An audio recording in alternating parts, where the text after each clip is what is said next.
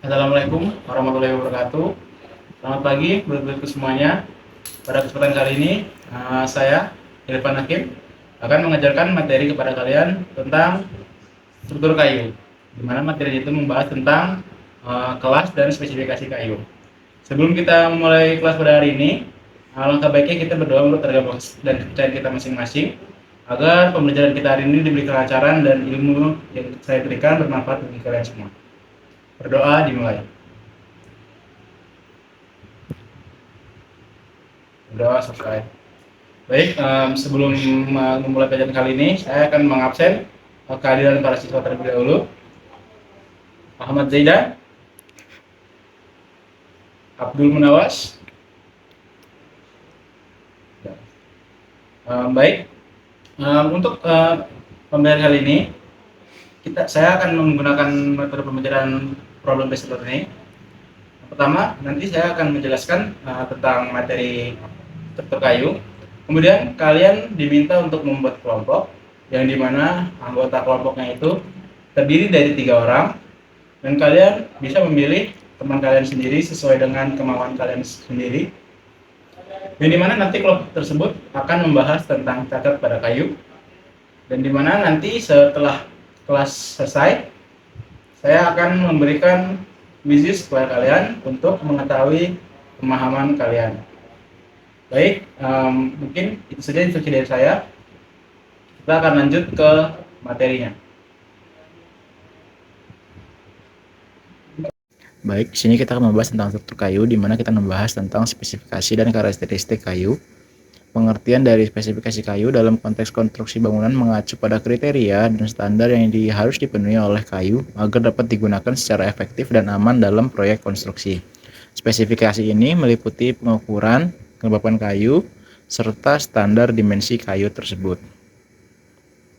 Baik, selanjutnya kita akan membahas tentang kelas struktural kayu. Kayu dikelompokkan ke dalam kelas struktural berdasarkan kekuatan dan kekakuan yang dimilikinya.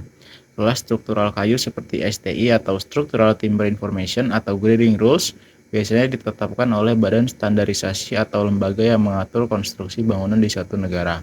Kelas ini menentukan bagaimana kayu dapat digunakan dalam berbagai elemen struktural, baik itu balok, kolom, ataupun papan. Kemudian juga ada kelas visual kayu. Kelas visual mengacu pada penampilan atau tampilan kayu. Kayu dengan kualitas visual yang tinggi biasanya digunakan dalam aplikasi yang memperlihatkan kayu secara langsung, baik itu lantai, dinding panel, ataupun furnitur. Kelas visual sering menggunakan sistem penilaian yang mempertimbangkan kehalusan permukaan warna dan keberadaan cacat seperti simpul ataupun goresan. Kelembapan kayu sangat penting dalam konstruksi bangunan, karena kayu yang terlalu basah atau terlalu kering dapat menyebabkan perubahan dimensi atau kerusakan struktural. Standar pengukuran kelembapan kayu berbeda di setiap negara, tetapi biasanya ditetapkan dalam persentase berat berdasarkan berat kayu kering. Kayu yang akan digunakan dalam konstruksi biasanya mencapai tingkat kelembaban yang sesuai dengan lingkup tempat penggunaannya. Kayu cenderung mengalami perubahan dimensi sebagai respon dari perubahan kelembaban dan suhu. Ketika kayu terkena kelembaban, ia akan menyerap air dan memuai, sedangkan ketika kayu mengering, ia akan menyusut. Tingkat perubahan dimensi kayu tergantung pada jenis kayu dan orientasi seratnya. Stabilitas dimensi kayu menjadi penting untuk memastikan integritas struktural dan menghindari kerusakan atau deformasi yang tidak diinginkan dari kayu tersebut. Standar dimensi kayu mengatur ukuran-ukuran yang diperbolehkan untuk berbagai jenis kayu yang digunakan dalam konstruksi. Ini termasuk ketebalan, lebar, dan panjang minimum yang diizinkan untuk berbagai produk kayu seperti balok, papan, ataupun papan lapis. Standar dimensi kayu juga dapat mempengaruhi metode pemasangan dan hubungan antar elemen struktural dalam proyek konstruksi.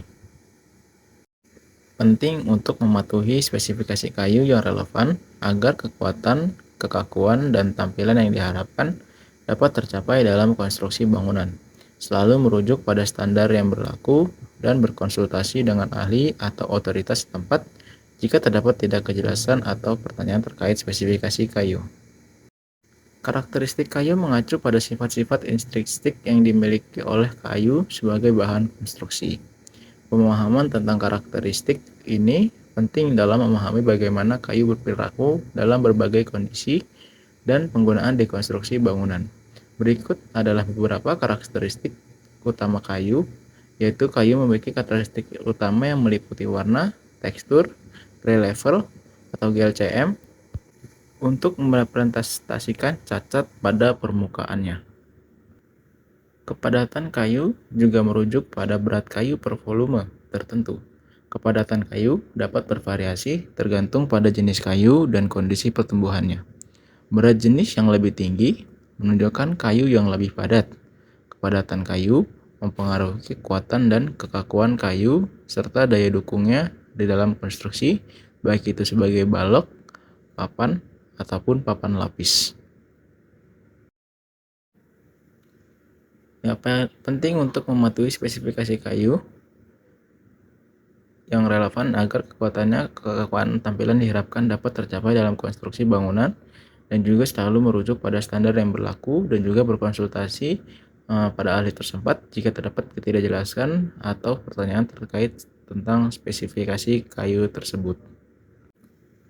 Pemahaman yang baik tentang karakteristik kayu membantu dalam pemilihan dan penggunaan yang tepat dalam konstruksi bangunan.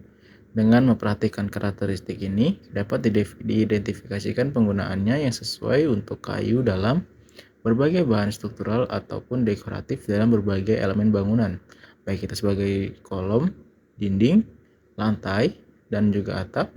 Dalam mempertimbangkan penggunaan kayu, penting juga untuk memperhatikan pelindungan terhadap serangan hama kayu pembusuk dan juga kebakaran, serta memperhatikan aspek-aspek keberlanjutannya dan pengelolaan lingkungan.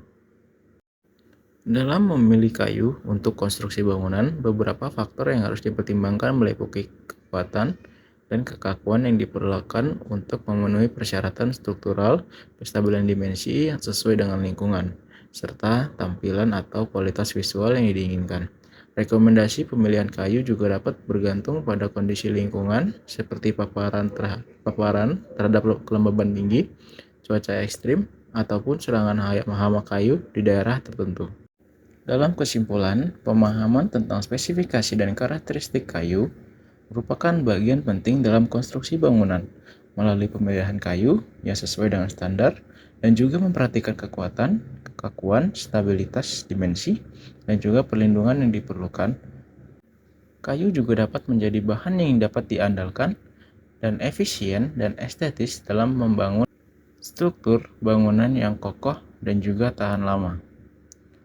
Baiklah, mungkin materi ini yang akan saya sampaikan, dan juga kita akan dilanjut dengan membuat kelompok yang akan dibuat oleh kalian sendiri, dan juga saya akan memberikan gambar yang akan kalian analisis sebagai PBL-nya.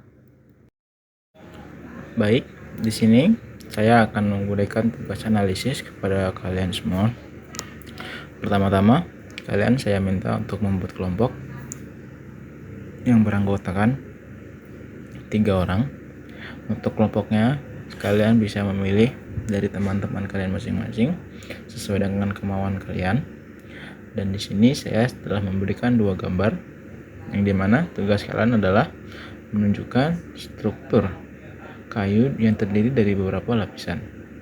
Lapisan mana yang penting bagi kekuatan kayu, dan juga bagaimana cara mengidentifikasi cacat kayu yang dapat mempengaruhi kekuatan kayu. Untuk bagian soal ini, apakah ada yang ingin ditanyakan?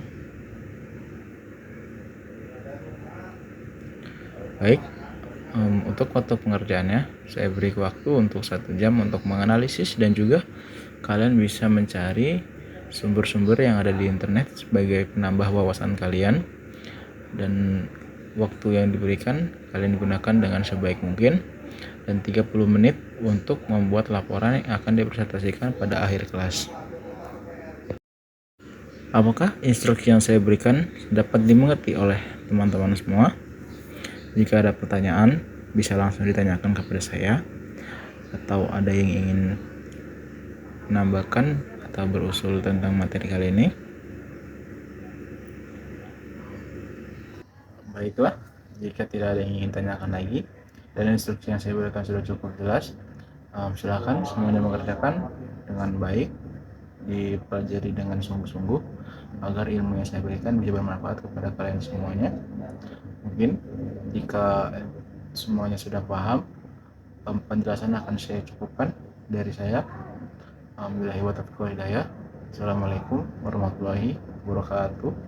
Sampai berjumpa di minggu selanjutnya.